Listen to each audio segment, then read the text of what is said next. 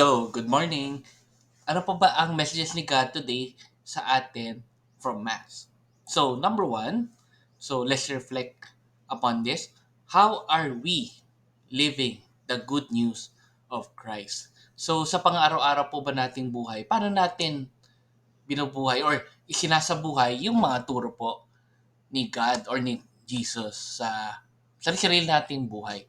So pag-isipan po natin 'yon kasi maganda rin po 'yon para maka-focus tayo kung ano ba yung kailangan nating gawin sa ating mga buhay. Which leads to number two, Christ works through us when we do things. So sa lahat po ng ginagawa po natin, whether sa pagtulong sa kapwa, paggawa ng mabuti sa kapwa, uh, pag-proclaim ng word ni God, or sa kung ano ng mga simpleng bagay na ginagawa natin sa pang-araw-araw, sigurado tayo na si Christ works through us. Which is lead to number three. We are channels of His grace. So ginagamit tayo ng Diyos to be channels of His grace to others. Tandaan natin lagi yan.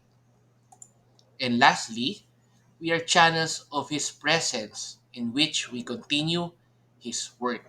Ayan. So, kapag isipin po natin yung mga nagagawa nating kabutihan sa kapwa po natin, sa mga mahihirap, sa mga nangangailangan, ginagamit tayo ng Diyos nun as a channel for His work.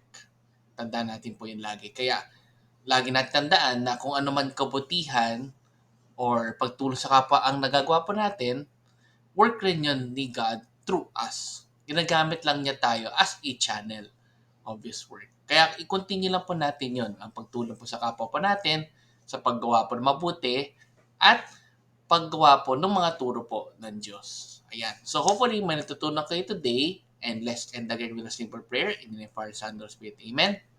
Lord, sana po patuloy o lagi lang namin gawin yung mga turo po ninyo, yung mga things na mabuti, hindi lang po para sa amin, para po sa kapwa po namin. And gamitin niyo po kami as channels of your work, your blessings, and your grace. Amen. And for our Son, Spirit. Amen. So good morning po sa inyo. Ingat po sa hot weather po today. And God bless po sa inyo. And let's end again with a simple Thanksgiving prayer. Daily thank you prayer. Lord, thank you very much for all the blessings that you are giving us every day. Thank you for our food, safety, security, guidance, and all your blessings. Please avoid us getting sick from all illnesses and forgive us for all our sins.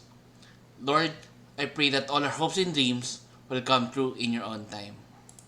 Again, Lord, thank you for all the blessings that you have given us. Amen.